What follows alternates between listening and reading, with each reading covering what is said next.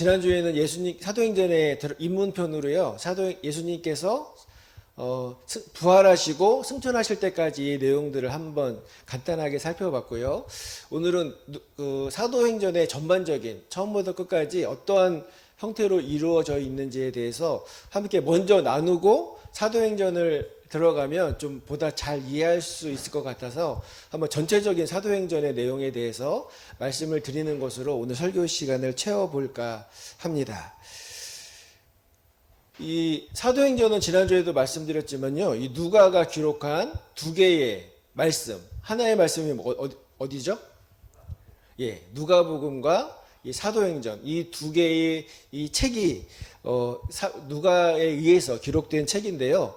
어떻게 보면요, 이 누가가 기록한 책은요, 딱 두 권밖에 되지 않지만 반대로 이 사도 바울이 지은 책은요, 구약 신약 성경의 거의 모든 서신서를 차지하고 있을 정도로 아주 여러 가지 책들을 사도 바울이 기록되어 있지만 이 모든 걸 다 합치면 누가가 쓴 글을 넘지 못합니다. 그러니까 이 누가는요, 신약의 대부분의 이 3분의 2 정도를 차지하는 이 분량을 쓴 아주 대단히 성경을 기록한 입장에서 귀하게 쓰임 받은 사람이 바로 누가다라고 이렇게 생각이 드는 것입니다. 누가복음은요, 예수님의 태어나심부터 기록해서 이 33년간의 생애뿐만 아니라 십자가에서 어떻게 죽으셨는지, 부활을 어떻게 하셨는지, 또 누구에게 보여주셨는지, 그리고 승천은 어떻게 하셨는지까지도 아주 자세하게 기록된 다른 복음서에 비해서 너무나 잘 기록을 잘 해주고 있어서 이 누가복음이 만약에 없었다면 정말 우리가 어떻게 예수님을 보다 잘 이해할 수 있었을까라고 생각이 들 정도로 예수님에 대해서 아주 자세하게 기록해 준 아주 고마운 그런 쓰임받은 제자라고 이렇게 생각이 듭니다. 사도행전은요, 예수님의 승천을 다시 한번 자세하게 기록을 하는 곳으로 시작을 하는데요. 이것을 통해서 누가가 사도행전을 왜 기록을 했는지에 대해서 아주 잘 알 수가 있는데, 오늘 아까 읽었던 말씀, 우리 학생들 좀 더 큰 목소리로 다시 한번 읽어볼게요. 사도행전 1장 8절 말씀입니다. 시작.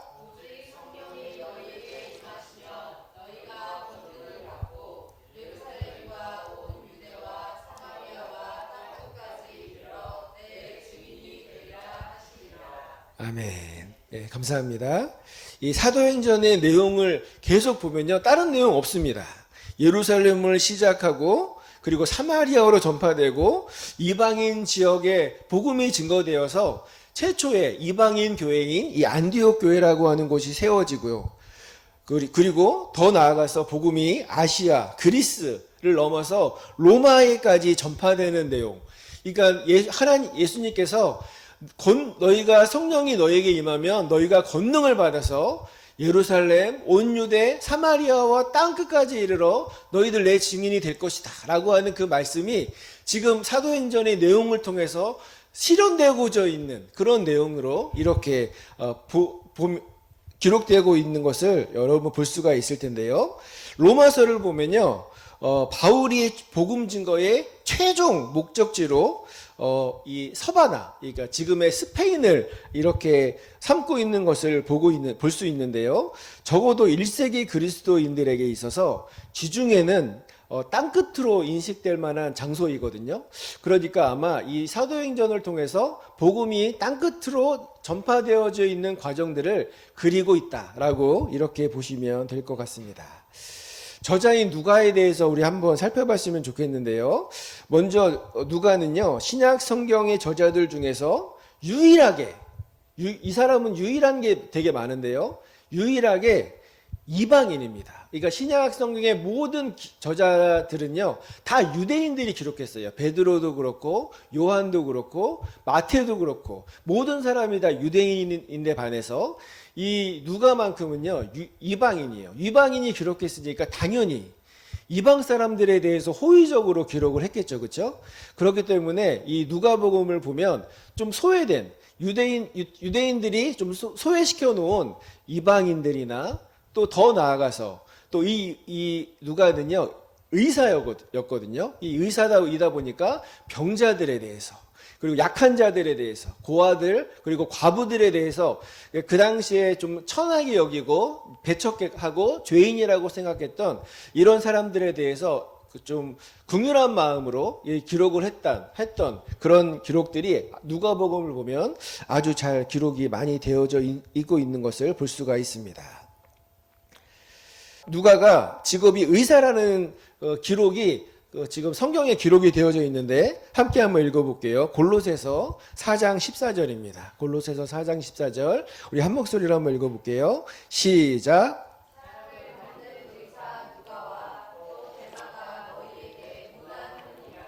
아멘. 누가복음을 보면요, 다른 복음서에 비해서 병자들에 대해서 아주 자세하게 기록하고 있는 것을 볼 수 있습니다. 그러니까 누가가 기록을 보면 의사가 아니면 절대로 이렇게 상세하게 기록할 수 없고 마치 내가 아픈 것처럼 이렇게 상세하게 기록한 것을 보면 이 의사 누가라고 하는 것이 많은 사람들의 질병을 치료했던 그런 사람이었다라는 것을 알 수가 있는데요. 그래서 그런지요, 이 바울이 노년의 이 사역의 말기에는요, 항상 누가와 함께 등장하는 것을 볼 수가 있습니다. 바울은요, 자신의 육체의 가시에 대해서 기록한 부분이 있는데요. 성경학자들은요, 이 질병이 간질이다, 아니면 관절염이다, 아니면 눈에 관련된 안질이다 라고 이렇게 좀 보는 것이 사람들이 많이 있는데, 그 질병이 어찌됐든지 간에 누가가 아마 이 바울의 옆에서 그 질병들을 돌보면서 사역을 동역했던 것으로 볼 수가 있는 것입니다. 이렇게 보면 바울의 입장에서는요, 누가가 너무나 소중하고 귀중한 존재가 아니었을까라는 생각이 듭니다. 바울에게도 의사인 누가는요, 자신이 조금이라도 더 건강한 상태로 복음을 증거할 수 있도록 치료해준 고마운 동역자였을 것입니다. 그리고 후에 바울이 죽음이 얼마 남지 않은 상황에서 모든 동역자들이 이제 바울을 떠나는 일들이 벌어지거든요. 그때 여전히 바울 곁을 지킨 사람이 바로 누가라고 하는 사람인데요. 우리 이 말씀 같이 한번 읽어볼게요. 디모데후서 4장 10절 11절 말씀입니다. 이 디모데후서는요, 바울이 죽기 직전에, 순교당하기 직전에 마지막으로 쓴 글이라고 이렇게 알려지고 있는데요. 그때도 이 누가가 바울의 곁을 지키고 있었다는 증거로 이 말씀을 함께 읽어보겠습니다. 시작.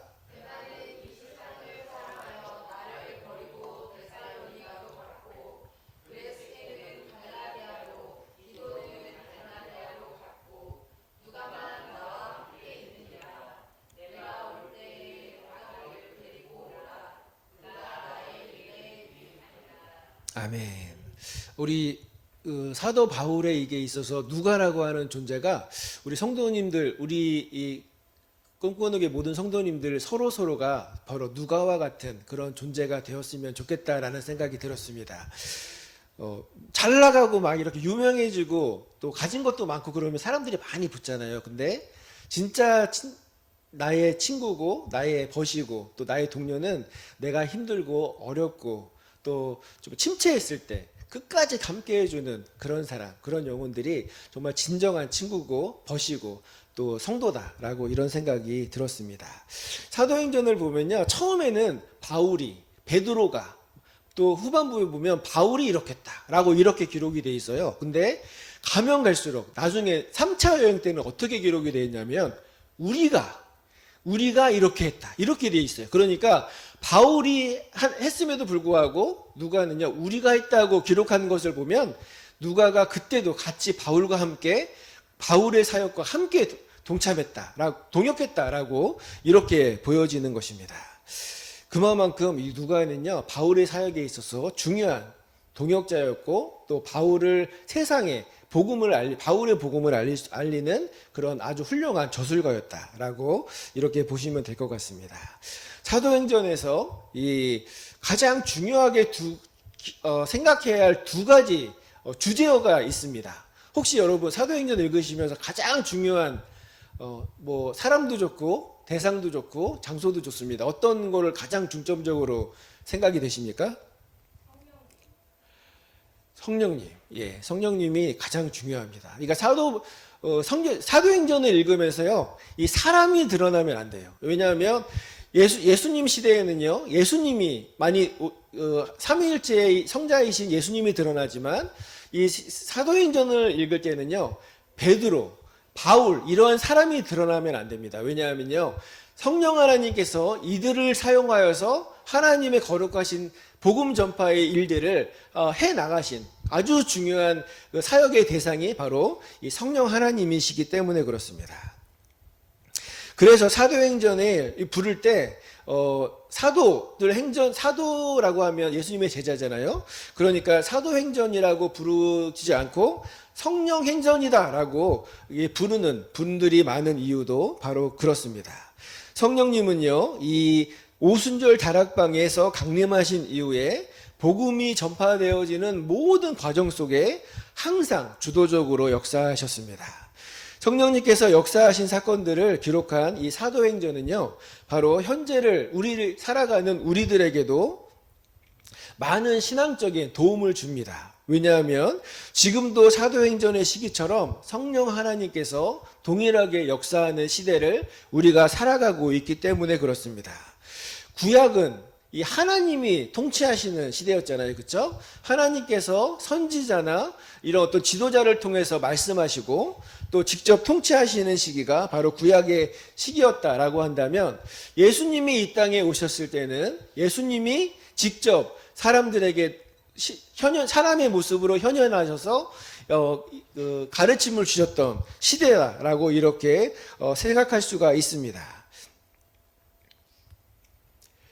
그리고 예수님이 승천 후 지금까지 앞으로 예수님이 재림하실 그날까지는 바로 성령님께서 이 모든 역사들을 주관하시는 대상이 되시는 그런 시기가 되는 것입니다.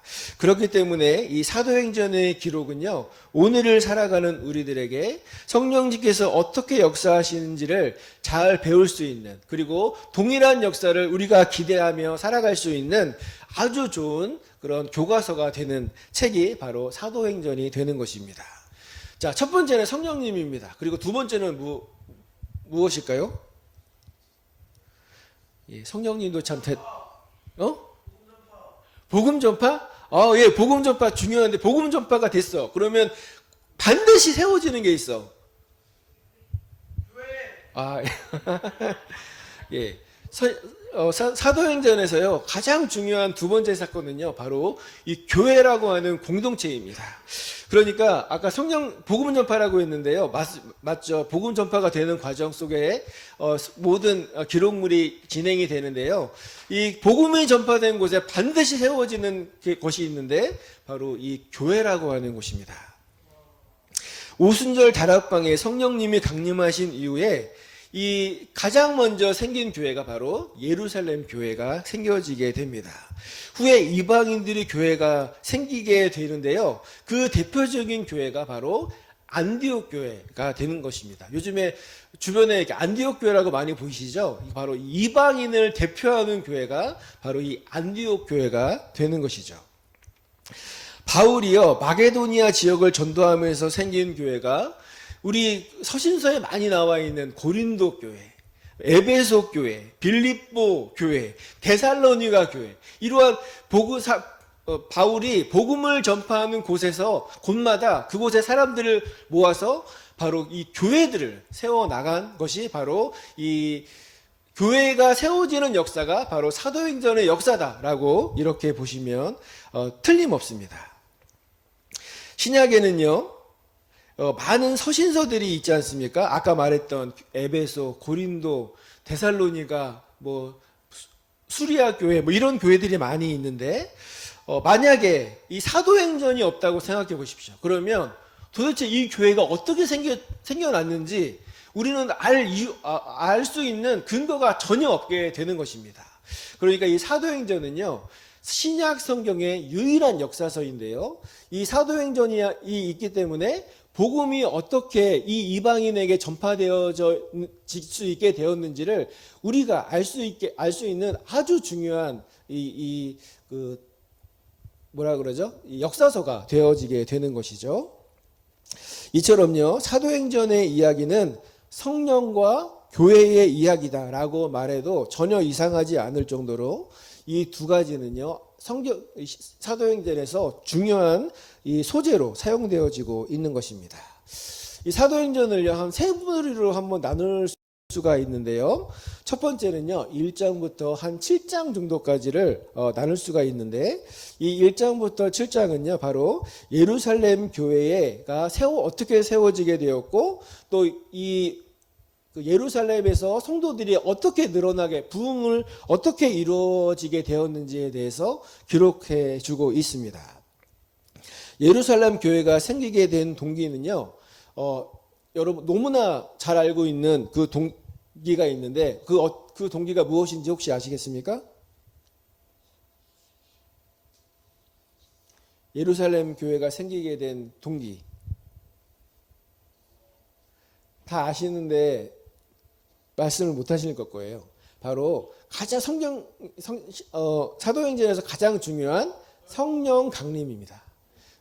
좀 빨리 얘기하지. 예. 이 다락방에서 성령님을 받은 성도들이 바로 이 예루살렘 교회라고 하는 교회를 이루는 중추적인 성도가 되어지게 되죠. 이들 중에서 가장 활발하게 활동하면서 이야기의 주인공이 된 사람이 있는데, 그 사람이 바로 예루살렘은 지역이에요. 저기 사람 이름이 아니라 베드로. 사모님이 뒤에서 쿠치를 해주시는 것 같은데, 그 사람이 바로 베드로예요. 그러니까 이 1장부터 7장까지는요, 주로 베드로가 어떻게 역사를 해서 사람들을 변화시켰는지에 대한 기록을 쓰고 있는 것이다라고 보시면 됩니다. 부활하신 예수님께서 3번이나 이 베드로를 향해서 나의 양을 먹여라 라고 이렇게 부탁하신 이 베드로는요, 초창기 예루살렘 교회의 최고의 종교적 지도자가 되게 되는 것입니다. 성령님께서 이 베드로에게 능력을 부어주셔서 여러 가지 신적을 능력을 부어주시게 되는데요. 대표적인 사례가 성전 미문에 앉아서 구걸하고 있는 나면서부터 걷지 못하는 이 장애인을 고치는 능력을 보여주게 됩니다. 그리고 두 번째 능력이 있는데요. 이 베드로의 그림자만 이렇게 드리워도 병이 나을 거라는 기대를 가지고 사람들이 베드로 곁에 이렇게 섰는데, 실제로 베드로가 지나가니까요, 그 그림자가 지나갔던 이 그림자를 조금 받은 이 사람들이 질병이 나아졌다라고 하는 기록이 있습니다. 우리 이 말씀 같이 한번 읽어볼게요. 사도행전 5장 15절 16절 말씀입니다. 같이 한번 읽어볼게요. 시작.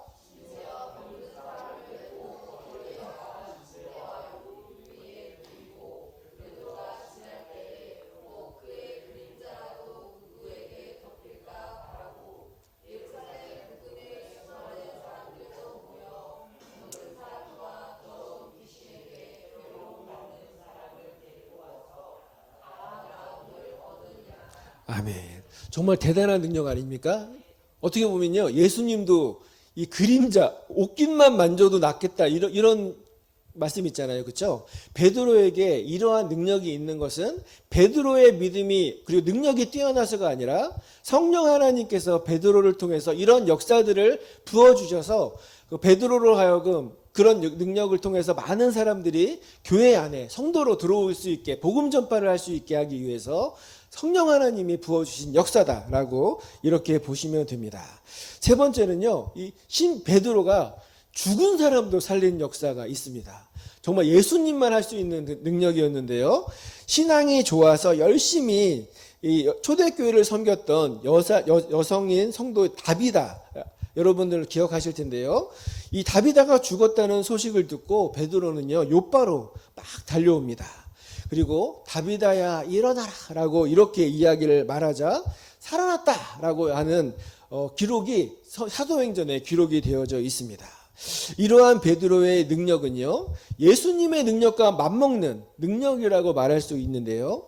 예수님과의 차이점이 있는데 아까 말씀드렸지만 예수님은 예수님 스스로의 능력으로 이러한 이적들을 행하셨지만 베드로는요, 성령 하나님의 능력을 힘입어서 이러한 이적들을 행했다라고 하는 것이 차이점이라고 할 수가 있는 것이죠. 이러한 베드로의 능력, 이 장애를 고치고 질병을 치료하고 죽은 자리를 살리는 이러한 능력은요, 사도들 중에서도 가장 뛰어난 능력으로 당시 예루살렘 교회의 이 대표 지도자로서 모든 사람들이 베드로가 정말 최고의 지도자야라고 인정할 만한 능력이다라고 이렇게 할 수가 있을 것입니다. 제가 이 베드로의 능력을 여러분들에게 이렇게 소개한 이유는요, 이 다음에 중요한 설명을 여러분들에게 하기 위해서 이렇게 설명을 드리거든요. 잠깐만 좀 기다려 주십시오. 두 번째, 8장부터 12장까지 내용을 이 한 달락으로 볼 수 있는데요. 이곳은요, 복음이 예루살렘뿐만 아니라 온 유대와 사마리아를 넘어서 더 북방에 있는 아시아, 수리아, 그리고 안디옥에 이르기까지 복음이 증거되고 있는 내용을 기록하고 있다라고 볼 수가 있습니다. 여기서 눈여겨봐야 할 내용이 있는데요. 복음이 예루살렘에서 막 부흥이 일어나서 많은 사람들이 막 이렇게 교회로 몰려들어요. 근데 이들이 사마리아로 가고 안디옥으로 가고 또 여러 가지 이 북방으로 수리아로 가는 계기가 되는 계기가 있었는데 혹시 그 계기가 무엇인지 아십니까? 예. 이거 유대인의 박해 때문에 그렇습니다. 이게 당시에 이 예루살렘 성전 안에는요, 많은 유대인들이 예수님을 인정하지 않는 사람들이 하나님을 섬기며 살아가고 있는데 갑자기 예수님을 믿는 사람들이 같이 예루살렘 성전에 와서 예배를 드리고 있는 거예요. 그러니까 유대인들의 입장에서는 이 이단으로 여겨지는 거죠. 그러다 보니까 이들이 부흥을 하자 처음에는 유심히 살펴보다가 나중에는 이 박해를 하기 시작합니다. 그러니까 이 박해를 받는 이 그리스도인들이 이 예루살렘 안에 그 신앙을 지키기가 어려우니까 이제 북방 쪽으로 계속 이렇게 넘어가서 그곳에서 교회를 세우게 되는데 그 대표적인 사람이 바로 빌립 집사, 여러분 아시죠? 그렇죠? 빌립 집사가 사마리아라고 해서 복음을 전하다가 그쪽에서 부흥을 일으키고요. 또 성령님의 역사로 이디오피아 내시에게 복음을 증거하는 일이 벌어지게 됩니다. 또 대표적인 사람이 한 명 있습니다. 혹시 말씀해 주실 분 있습니까? 이 사람은요, 복음을 증거하다가 유대인에게 돌로 맞아서 죽었어요. 예, 스데반 집사. 여러분들 다 기억하고 계실 텐데요.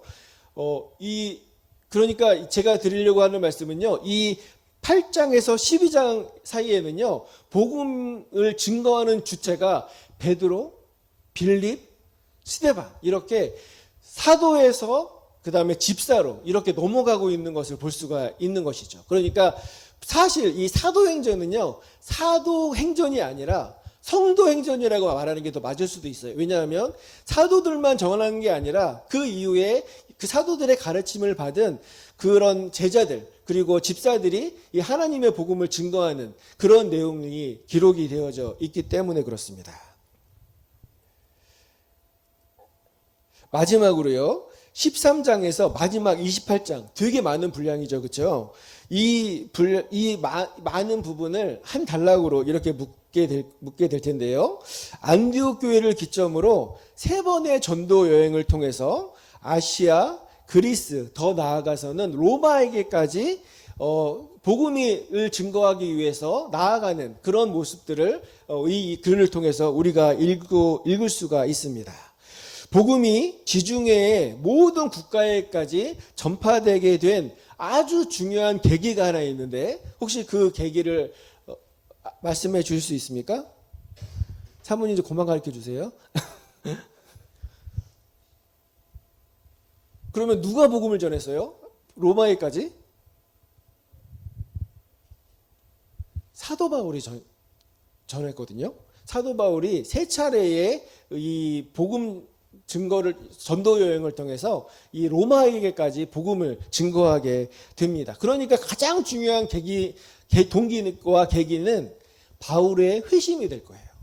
이 바울은요, 원래 예수님을 믿는 사람을 그 감옥에 가두고 죽이는 일을 했던 사람이에요. 근데 그 다메섹으로 가는 그 길목에서 예수님을 만나고 회심을 해서 예수를 믿는 사람을 핍박하는 사람에서 예수님의 복음을 증거하는 사람으로 바뀌어지게 된 대표적인 사람이 바로 이 사도 바울인 것입니다.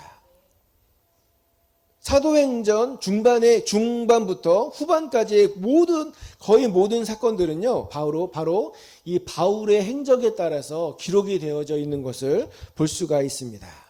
예수님의 제자였던 베드로보다 오히려 2배가 넘는 아주 많은 분량을 이 사도 바울이 차지하고 있다라고 하는 것을 볼 수가 있는 것인데요.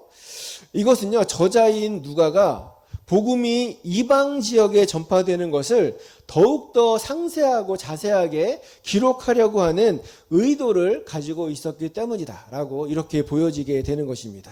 그래서 사람들은요, 유대인의 지도자라고 하면 베드로를 이야기하지만 이방인의 사도, 이방인의 지도자라고 하면 사도 바울을 이렇게 이야기하게 되는 것입니다. 그래서 당시 그리스도인들은요, 바울을 향해서 이방인의 사도다라고 하는 별칭을 지어서 부를 정도로 복음이 정말 로마 땅끝까지 전파되는데 귀하게 쓰임받은 인물이 바로 이 사도 바울이 되는 것입니다. 이 책의 저자인 누가는요, 바울의 사역을 기록하는데 그 내용을 자세하게 분석해 보면 베드로의 사역과 아주 비슷한 것을 볼 수가 있습니다. 아까 제가 뭐라 그랬죠? 제가 베드로의 사역을 설명하면서 베드로가 장애인을 고치고 또 그림자를만 드리워도 질병이 낫고 또 죽은 다비다, 아주 귀한 여성들을 살리는 그런 사역을 여러분들에게 설명드렸잖아요. 그런데 마찬가지로 바울도요, 나면서부터 걷지 못하는 이방인, 이 장애인을 고치는 장면을, 이런 이적들을 행하는데 우리 같이 한번 읽어볼게요. 사도행전 14장 8절, 9절, 10절 우리 한 목소리로 읽어볼게요. 시작.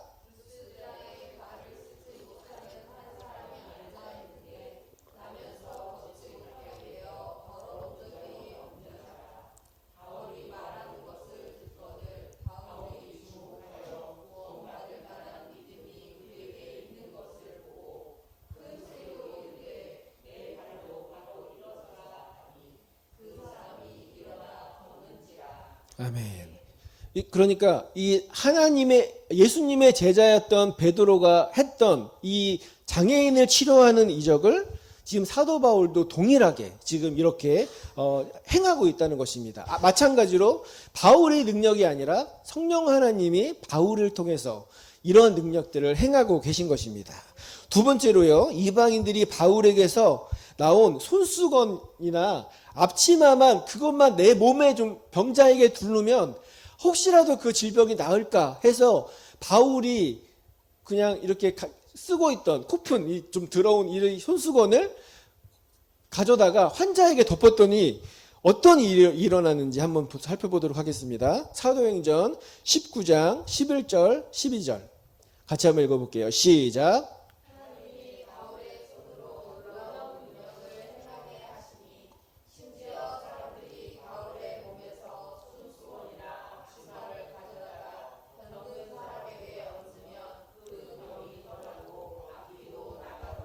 아멘. 정말 대단한 능력이 바울에게, 베드로뿐만 아니라 바울에게도 동일하게 일어나고 있음을 볼 수가 있습니다. 마지막으로요, 바울이 3차 전도 여행을 마치고 드로아에 거할 때 성도들과 함께 밤새도록 이렇게 예배를 드리고 있는데 베드로가 설교를 그때 너무 길게 하는 거예요. 밤새도록 설교를 하고 사람들이 막 이렇게 듣다가 그때는 이렇게 큰 방에 창문 위에 창문이 있었나 봐요. 거기에 창문 위에 유두고라고 하는 청년이 설교 듣다가 졸다가 떨어져서 죽었어요. 근데 이 바울이 그 유두고라고 하는 청년을 살리는 장면이 나옵니다. 사도행전 20장 10절 11절 같이 한번 읽어볼게요. 시작.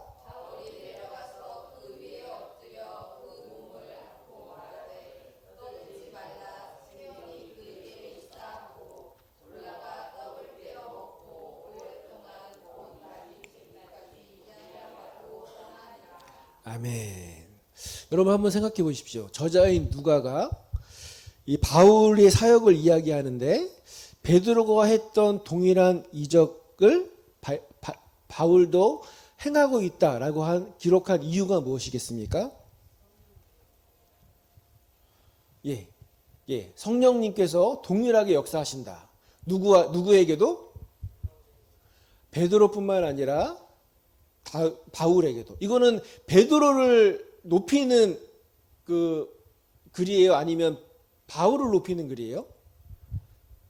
바울이 높이는 글이에요. 왜냐하면 다 생각해 보십시오. 사도라고 하잖아요. 사도가 무엇이냐면 예수님의 제자들이잖아요. 그렇죠? 근데 예수님의 제자들이면 당연히 베드로는 예수님 제자들 중에서도 제자니까 아주 뛰어난 예수님의 제자라고 모든 사람들이 다 인정할 수 있는 사람이 바로 베드로예요. 근데 바울 이러면 이 사람 옛날에 우리 핍박했던 사람이잖아. 유대인들의 입장에서 보면 바울은 우리를 핍박했는데 지금 믿는 아주 신뢰할 수 없는 그런 사람이 되는 거죠. 그러니까 이 누가는요, 유대인의 입장에서 바울은 사도라고 부를 수 있는 사람이 못 되는 거예요. 그런데 이 누가는 이 기록을 통해서 지금 바울의 능력이 베드로의 능력과 전혀 뒤처지지 않는다. 성령 하나님께서 베드로에게 주셨던 능력과 동일한 능력을 지금 바울에게도 주고 있다라고 이렇게 말함을 통해서 바울이 동일한 이방인의 사도임을 지금 누가는요, 이 글을 통해서 증명을 해주고 있는 것입니다. 그리고 두 번째 누가가 하고 싶은 말씀이 있어요. 베드로가 나타낸 이적은요, 모두 다 유대인에게 나타낸 이적인데 반해서 바울이 행한 이적은요, 모두가 누구에게 행했어요?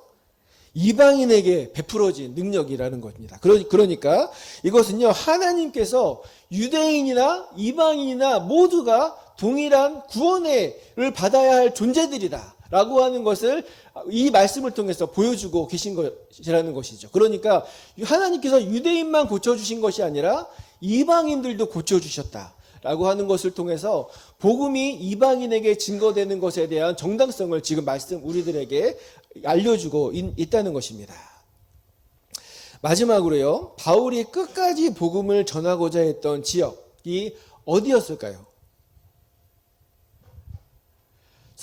우리 서론도 잠깐 말씀드렸지만 바울은요, 로마에 가기 전에 먼저 로마에 있는 교회에 편지를 써서 자신의 목적을 밝혀주고 있는데요.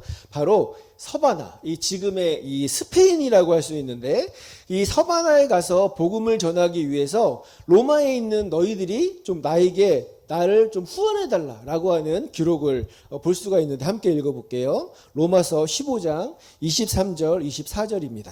같이 한번 읽어볼게요. 시작.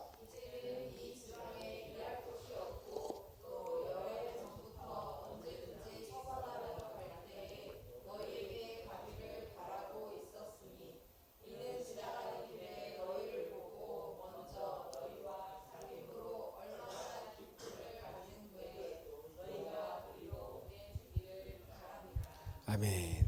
너희가 그리로 보내주기를 바라노라 라고 하는 말은 너희들이 나를 좀 후원해줘서 내가 그쪽에서 사역할 수 있도록 좀 경제적인 그리고 좀 기도를 좀 해달라라고 하는 부탁인 것입니다. 바울은요, 왜 서바나까지 가서 복음을 전하기를 원한 것이겠습니까? 지도를 보면요, 지도에서 서바나의 위치를 보면 그 의도를 분명하게 파악을 할 수가 있을 것입니다. PPT 한번 보여주세요. 서바나 글씨 보이시죠, 그렇죠? 그 지중해 끝에 위치한 나라가 바로 이 서바나라고 하는 나라입니다.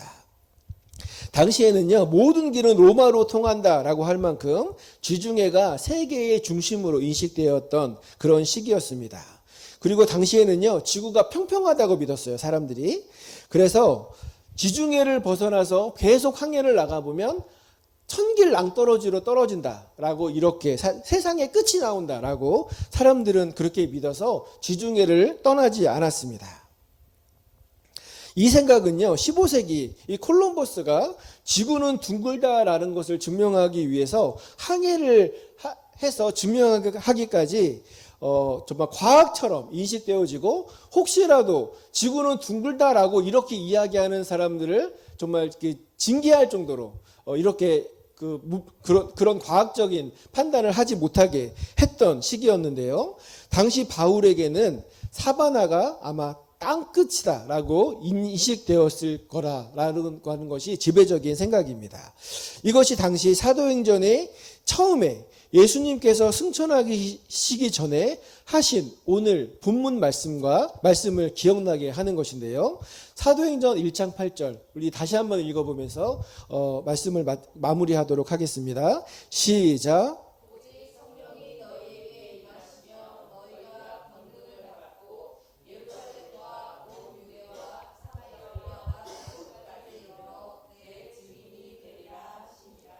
아멘.